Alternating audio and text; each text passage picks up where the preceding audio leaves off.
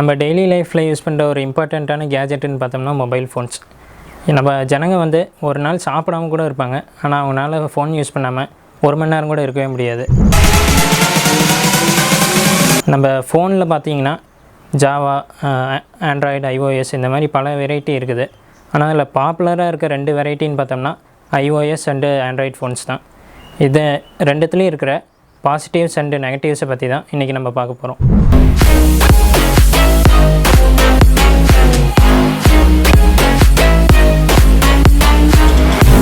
முதல்ல நம்ம பார்க்க போகிறது வந்து ஃபோன்ஸோடைய செக்யூரிட்டின்னு பார்த்தோம்னா ஐஃபோன்ஸினோட செக்யூரிட்டி ஆண்ட்ராய்ட்ஸோட ரொம்பவே பெட்டராக இருக்கும்.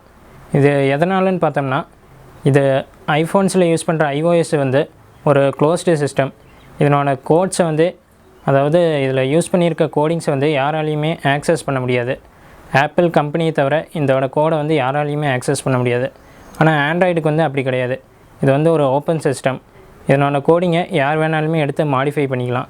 அப்படி தான் இதனுடைய செக்யூரிட்டி லெவல் இருக்கும். இதனுடைய செக்யூரிட்டி லெவல் ரொம்பவே புவராக இருக்கிறதுனால இதை வந்து ஹேக்கிங் பண்ணுறது ரொம்பவே ஈஸி. வைரஸும் ஈஸியாக அஃபெக்ட் ஆகிரும். ஆனால் ஐஃபோன்ஸில் பார்த்திங்கன்னா வைரஸ் அஃபெக்ட் ஆகிற சான்சஸ் ரொம்பவே மினிமம் தான். இதில் ஆல்மோஸ்ட் வந்து ஆன்டிவைரஸ் யூஸ் பண்ணுறதுக்கான அவசியம் கூட இருக்காது.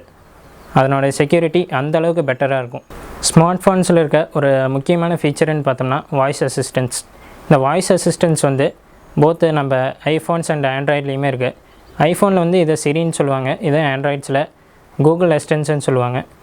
ஐஃபோனில் இருக்க சிரி வந்து முதலே வந்திருந்தாலும் கூகுள் அசிஸ்டன்ஸ் இதனுடைய பர்ஃபார்மன்ஸில் கொஞ்சம் ரொம்பவே பெட்டராக இருக்குதுன்னு சொல்லலாம்.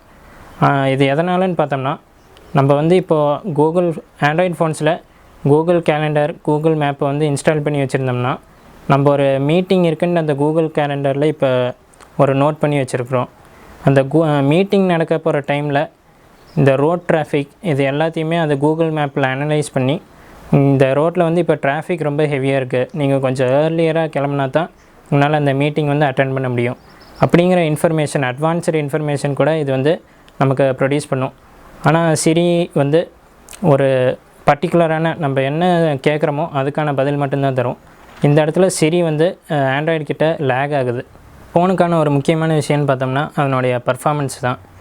இப்போது நம்ம வந்து ஒரு ஆண்ட்ராய்டு ஃபோனையும் ஒரு ஐஃபோனையும் கம்பேர் பண்ணோம்னா ஐஃபோனோட பர்ஃபார்மன்ஸ் ஆண்ட்ராய்டோட ரொம்பவே பெட்டராகவே இருக்கும்.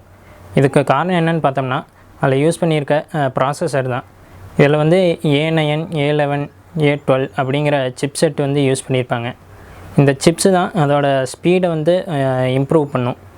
இதே ஆண்ட்ராய்டில் பார்த்தோம்னா ஸ்னாப் ட்ராகன் இந்த மாதிரியான சிப்ஸை வந்து யூஸ் பண்ணியிருப்பாங்க. இப்போ வந்து ரீசெண்டாக A13 சிப்பையும் ஸ்னாப் ட்ராகன் 855 அப்படிங்கிற சிப்பையும் ரெண்டையும் கம்பேர் பண்ணி பார்த்துருக்காங்க.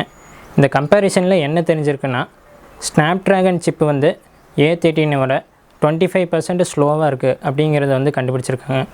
ஸோ வந்து ஆண்ட்ராய்டோட ஐஃபோன்ஸ் வந்து பர்ஃபார்மன்ஸில் கொஞ்சம் பெட்டராகவே இருக்குது. ஒரு ஃபோனை நம்ம வந்து ரொம்ப நேரம் யூஸ் பண்ணோன்னா அதுக்கு வந்து ரொம்ப அதிக பேட்ரி கெப்பாசிட்டி இருக்கணும். ஐஃபோனில் பார்த்தோம்னா இந்த பேட்ரி கெப்பாசிட்டி கொஞ்சம் கம்மியாக தான் இருக்கும். ஆண்ட்ராய்டில் 4000 mAh, 6000 mAh பேட்ரி கெப்பாசிட்டி இருக்க ஃபோன்ஸ் எல்லாமே இருக்குது. ஆனால் ஐஃபோனில் இருக்க மேக்ஸிமம் பேட்ரி கெப்பாசிட்டின்னு பார்த்தீங்கன்னா ஆல்மோஸ்ட் ஒரு 3500 mAh. அதுவும் இந்த ரீசெண்டாக வந்து ஐஃபோன் 11 தான் அது வந்து இருக்கும்.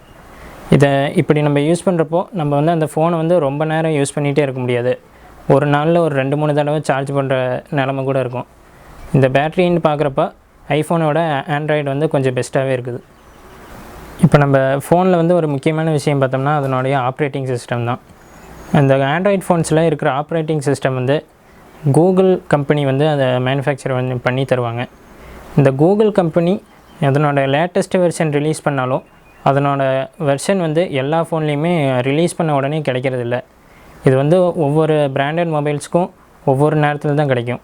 இதே ஐஃபோன்ஸில் பார்த்தோம்னா அதனுடைய latest version of operating system release பண்ண உடனே அது வந்து ஆல்மோஸ்ட் எல்லா ஃபோன்லேயுமே அதனுடைய அப்டேட் வந்து அவைலபிளாக இருக்கும். யூசர் வந்து அதை உடனே அப்டேட் பண்ணிக்கலாம். ஃபோனில் இருக்கிற எல்லா ஃபீச்சருமே ஆண்ட்ராய்டில் இருக்குது. இருந்தும் ஏன் ஐஃபோன்ஸ் வந்து இவ்வளோ காஸ்ட்லியாக இருக்குங்கிற டவுட் வந்து உங்கள் எல்லாத்துக்குமே இருக்கும். இது எதனாலன்னு பார்த்தோம்னா, ஆப்பிள் கம்பெனி வந்து அவங்களோட போத் ஹார்ட்வேர் அண்டு சாஃப்ட்வேர் இவங்க தான் ஸ்பெசிஃபைடாக டிசைன் பண்ணுவாங்க. இவங்க டிசைன் பண்ணுற ஹார்ட்வேரோட மேக்ஸிமம் பர்ஃபார்மன்ஸுக்கு தகுந்த மாதிரி இவங்க சாஃப்ட்வேரை டிசைன் பண்ணுறதுனால இதனுடைய ரேட் வந்து கொஞ்சம் அதிகமாகவே இருக்கும். இதே ஆண்ட்ராய்டுக்குன்னு பார்த்தோம்னா சாம்சங் எடுத்துக்கலாம். சாம்சங் கம்பெனி வந்து ஹார்ட்வேர் மட்டும் ப்ரொடியூஸ் பண்ணுவாங்க. அதுக்கு தேவையான சாஃப்ட்வேர் வந்து அவங்க கூகுள்கிட்டேருந்து அப்படியே வாங்கி இதில் அப்லோட் பண்ணி நமக்கு வந்து செல் பண்ணுவாங்க. இதனால் ஆண்ட்ராய்டோட காஸ்ட் வந்து iOSோட கொஞ்சம் ரொம்பவே கம்மியாக தான் இருக்கும். இப்போ நம்ம வந்து ஆண்ட்ராய்டுக்கும் ஐஃபோன்ஸுக்கும் உள்ள plus point and negative points எல்லாமே பார்த்தோம். நீங்கள் வந்து செக்யூரிட்டி பேஸ் பண்ணி ஃபோன் வாங்குற மாதிரி இருந்தால் உங்களுக்கு வந்து ஐஃபோன் தான் பெஸ்ட்டு. இதே நீங்கள் வந்து ஒரு பட்ஜெட்டை நிர்ணயம் பண்ணி அதுக்குள்ளே தான் நான் ஃபோன் வாங்கணும் அப்படின்னு நினச்சிங்கன்னா உங்களுக்கு வந்து ஆண்ட்ராய்டு தான் பெஸ்ட்டாக இருக்கும். இந்த வீடியோவை பார்த்ததுக்கு நன்றி.